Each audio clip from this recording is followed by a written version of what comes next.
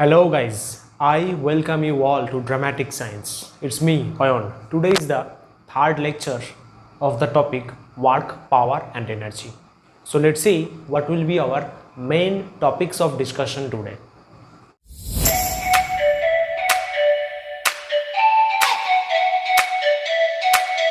So today we have four topics to discuss. Number one, conservation law of mechanical energy. Number two, conservation law of mechanical energy at the case of free falling body.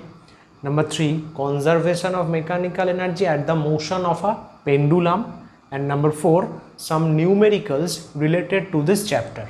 Okay, so let's start with our first topic, that is conservation law of mechanical energy. So here we have two principles. First one is the principle of conservation of only energy, and the second one is the principle of conservation of mechanical energy, right? So for energy can neither be created nor it can be destroyed. That means we cannot create energy, we cannot destroy energy. It only changes from one form to another. That means one formation of energy will change to another formation of energy. Very simple, right? No destruction, no creation. For mechanical energy, without the presence of frictional forces, frictional force will be absent in a system, then the total mechanical energy of a system remains constant, that is total kinetic energy जिसका symbol है capital K, and total potential energy जिसका symbol है U will be constant. मतलब अगर एक system में कोई frictional force नहीं होगा, that means there will be no such thing that will no destroy some amount of energy. ऐसा कोई फ्रिक्शनल फोर्स प्रेजेंट नहीं होगा तो उस सिस्टम का total mechanical energy, that means kinetic energy plus potential energy of the system will remain constant. That is K plus U equals to constant. Simple. Basically एक चीज़ याद रखना, energy principle are one of the fundamental principles of nature. If you study physics in higher class you will understand several other fundamental principles. Energy conservation principle is one of them, fundamental principle of nature. Okay, so this one is the first topic. Next we will apply conservation of mechanical energy at the case of free falling body. That is our topic number 2, right? So now we have energy conservation for a free falling body. At first, what is a free falling body? Free falling body are simply a body falling from a certain height due to the gravitational attraction of the earth, and there will be no resistive force in the path of the body. जब body नीचे जाएगा तो कोई frictional force presence नहीं होगा, इसका जो motion है उसको नो हैम्पर्ड करने के लिए. That is a free falling body. In fact air resistance will also be absent, right? So that is a free falling body. So here is a trajectory. We have considered a body of mass small m, as you can see in the picture. Small m, it's falling from a height h at point A, then it comes to B, then it comes to C. Initial velocity is definitely 0. If we drop this object, then its initial velocity is 0, and after some time it will go this, then in the down direction. So at B point velocity is V, at C point before touching the ground is capital V. See, if you can see it, I haven't touched the ground yet. The body hasn't touched the ground yet. There is a slight difference, right? So let's start. At point A, so at this point we have initial velocity. Initial velocity, that is U equals to 0. Therefore, we can say kinetic energy, suppose K1 will be half m U square, that is 0, and potential energy, that is U1 will simply be mgh, क्योंकि वो तो h height से नीचे आ रहा है, that is mgh. Fine, simple था. Next at point B point में क्या होगा, इसका इनिशियल वेलोसिटी तो u है, initial velocity u equals to 0. A point से बी पॉइंट तक आया, दैट्स वाई दिस पाथ. अच्छा, final velocity v, that is small v क्या है, सॉरी फाइनल वेलोसिटी, ये तो कैपिटल V फॉर्मूला है, इसका वैल्यू है स्मॉल v एंड उसका जो डिस्प्लेसमेंट कितना है x। ठीक है, इसको हम एक फॉर्मूला में फेल सकते हैं। We know v square equal to u square plus 2as। तो बॉडी तो नीचे की तरफ जा रहा है, that's why it is an acceleration, accelerated motion. तो ये v का वैल्यू क्या है, स्मॉल v स्क्वायर, सिंपल। अच्छा, u का वैल्यू 0 है, 2a मतलब एक्सीलरेशन, इधर तो अर्थ का एक्सीलरेशन काम करेगा, दैट इज स्मॉल g, और s मतलब डिस्प्लेसमेंट, दैट इज x। तो सिंपली आया small v square equal to 2gx। इसको हमने क्यों डिराइव किया, ताकि काइनेटिक एनर्जी का जो फॉर्मूला है वो लिख सके, दैट इज k2 क्या होगा, हाफ m, b पॉइंट में वेलोसिटी स्मॉल v है, सो that's Y small v square, so half m into 2gx, v square का वैल्यू 2gx, 2 कट गया mgx, राइट। अच्छा, पोटेंशियल एनर्जी क्या होगा, दैट इज u2 क्या होगा, mgh माइनस x। ऐसा क्यों हुआ, क्योंकि potential energy is always measured from the ground, वो तो x डिस्प्लेसमेंट कवर कर चुका है। फिर ये लेंथ कितना है ग्राउंड से, this one is h, this one is x, so this one will be h minus x, that's why potential energy which is measured with respect to the ground is mgh minus x। Okay, so total energy, total mechanical energy, suppose के sorry B point का एनर्जी क्या होगा, k2 plus u2, k2 मतलब mgx, इधर क्या होगा mgh minus x, तो इधर से mgx, इधर से mgx काट जाएगा, तो simply mgh, this one is equation 2। तो पॉइंट ए में भी कर लेते हैं total energy, basically mechanical energy E1 क्या होगा, K1 plus U1, that is 0 plus mgh, तो सिंपली mgh, राइट। तो इक्वेशन 1 और इक्वेशन 2 अभी के लिए सेम है। अब देखेंगे third point, that is at point C। Kindly ये फटाफट नोट डाउन कर लो, मैं पॉइंट C लिखूंगा। सो एट पॉइंट हो गया, ठीक है। पॉइंट सी का कैलकुलेशन कैसे स्टार्ट होगा, एट पॉइंट सी पॉइंट का कैलकुलेशन ए पॉइंट के हिसाब से ही स्टार्ट होगा। तो इधर भी initial velocity that is u हम 0 पकड़ेंगे, और फाइनल वेलोसिटी जो हमारा कैपिटल V होता है वो इधर भी कैपिटल V है, दैट इज कैपिटल V। इधर भी सेम फॉर्मूला, नाउ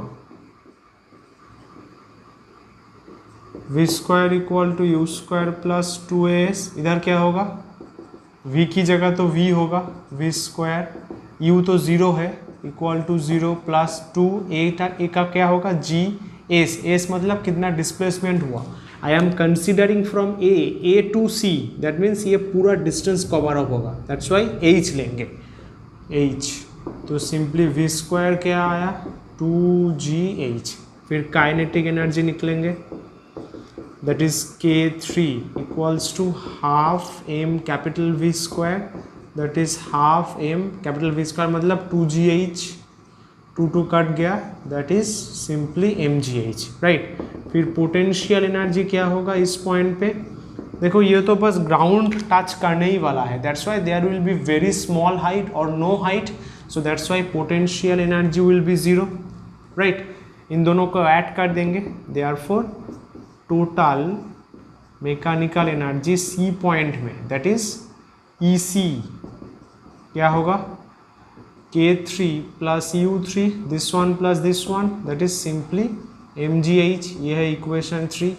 एक चीज़ देखो, इक्वेशन 1, इक्वेशन 2, इक्वेशन 3 तो सेम आया, तो क्या लिखेंगे, फ्रॉम 1 2 3 क्या मिल रहा हम लोगों को, EA equal to EB equal to EC equal to mgh, मतलब ए पॉइंट का, बी पॉइंट का और सी पॉइंट का टोटल मैकेनिकल एनर्जी सेम है, so it's a constant.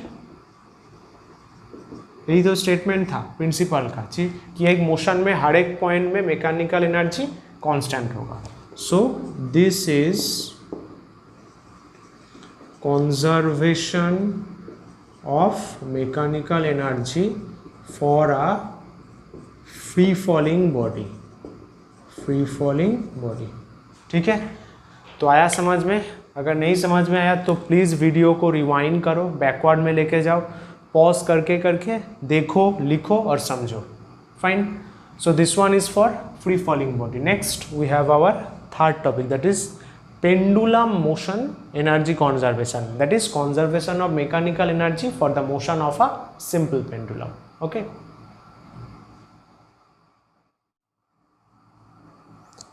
so guys, here is the full proof of energy conservation for a simple pendulum. This one is a pendulum diagram. This O point is called point of suspension.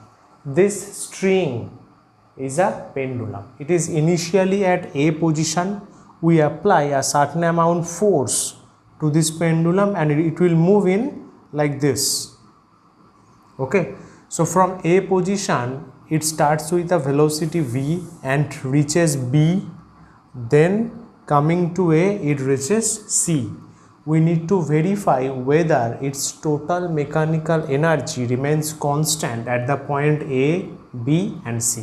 मतलब A, B, C तीन point में उसका जो total mechanical energy है वो constant होता है कि नहीं, हम लोगों को वो वेरीफाई करना है।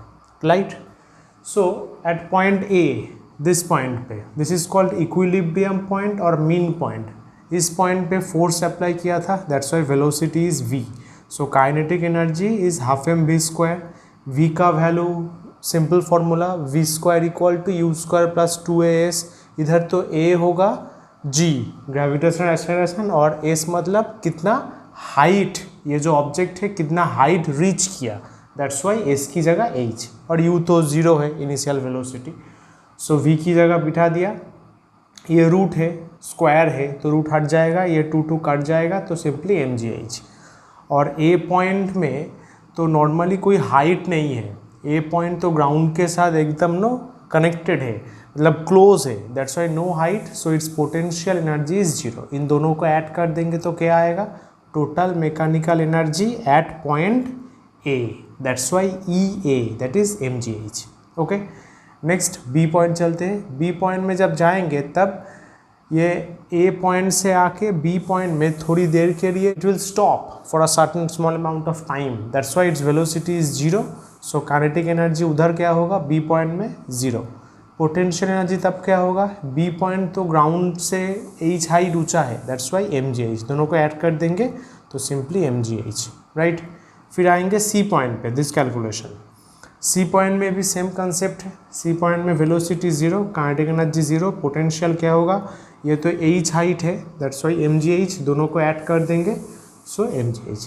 फिर इक्वेशन 1, 2 और 3 इन दोनों को एक साथ देखेंगे तो सबका ही वैल्यू mgh mgh mgh, तब मतलब एक पेंडुलम के मोशन में हर जगह उसका टोटल मैकेनिकल एनर्जी कांस्टेंट होता है। लेकिन ये जो डेरिवेशन किया इसका एक कंडीशन है, कंडीशन ये है कि ये सिंपली एयर फ्री मीडियम होना चाहिए, that means there should be no frictional force to resist the motion of the simple pendulum. Got it? तो इसका एक स्क्रीनशॉट ले लो ताकि नो कॉपी में करने के लिए आपका सुविधा हो। सो अब चलते हैं last topic, that is numericals की तरफ। So here is our first sum. To save time, I have done the whole calculation. A bullet of mass 50 gram is moving with a velocity 500 meter per second. It penetrates 10 centimeter into a steel target and comes to rest. Calculate number 1, the kinetic energy possessed by it. Number 2, the average retarding force exerted by the target on the bullet. Okay. सो पहले details क्या है, mass, this one is the mass 50 gram, उसको 1000 से divide किया तो ये हो गया केजी में। ठीक है, इसको आप मतलब छोटा मोटा करके कटिंग नहीं करेंगे वो, क्योंकि कैलकुलेशन में इजी होता है। इनिशियल वेलोसिटी ये है 500 मीटर पर सेकेंड। अच्छा, 10 सेंटीमीटर पेनिट्रेट किया, so that will be the covered distance through the medium, that's why S equal to 10 centimetre. इसको 100 से डिवाइड करके मीटर किया, इसको हम छोटा करके 1/10 मीटर कर सकते हैं। ये 0 0 कट जाएगा। फाइनल वेलोसिटी क्या है, 0 है, क्योंकि इट कम्स टू रेस्ट में आ रहा है, that's why final velocity v equal to 0। तो पहले क्या करना है, काइनेटिक एनर्जी निकालना है। सिंपल फॉर्मूला है, हाफ m v स्क्वायर है, लेकिन इधर v लेंगे तो v तो 0 है, दैट्स वाई u स्क्वायर लेना होगा। Half m u square, m का वैल्यू 5/100 और ये u स्क्वायर का वैल्यू 500, इसका स्क्वायर होगा तो 500 लिखा है। इसको कैलकुलेट करो, सिंपल नॉर्मल कैलकुलेशन 6250 जूल आएगा। सिंपल था। नेक्स्ट नंबर 2, रिटार्डिंग फोर्स का फॉर्मूला है m into A, that is mass into acceleration. तो मास तो पता है दिस वन, मगर एक्सीलरेशन नहीं पता, तो हम लोगों ने ये फॉर्मूला यूज़ किया, v square equal to u square minus 2as। माइनस क्यों है, क्योंकि वेलोसिटी 0 हो रहा है, that means velocity is getting decreased, that means retardation is happening. Okay, retardation हो रहा है इसलिए माइनस। तो v का तो वैल्यू 0 है, u का वैल्यू 500 है, 500 स्क्वायर हो गया, 2 है, a तो पता नहीं, और s मतलब ये जो लिखा हमने 100, 10/100 और 1/10, दिस वन 10 से 0 0 कट किया, ठीक है। अब इस टर्म को, दैट इज़ a है, और इसका 2 और 100 कट के 5, तो a/5 को उस तरफ लेके गए, और 500 को स्क्वायर है, तो 500 इंटू 500 विल बी दिस। फिर इसको 5 से मल्टीप्लाई करके हम लोगों ने मतलब a इधर तक पाया। This one is the next line. अब a क्या होगा, दिस टर्म इंटू 5, ठीक है, तो a तो मिल गया, फिर वैल्यू बिठा दिया, f इक्वल टू m मतलब 5/100 इधर है, और a मतलब this term into 5, this term into 5। तो बस एक सिंपल कैलकुलेशन करके this one is the amount of force that is in newton. Okay, तो इसका एक सुंदर सा स्क्रीनशॉट लेके अपने कॉपी में पहले नीचे मतलब सेल्फ ट्राई करो, फिर सॉल्यूशन देखना। फाइन, तो हम लोग चलेंगे अगले सम की तरफ, दैट इज क्वेश्चन नंबर 2।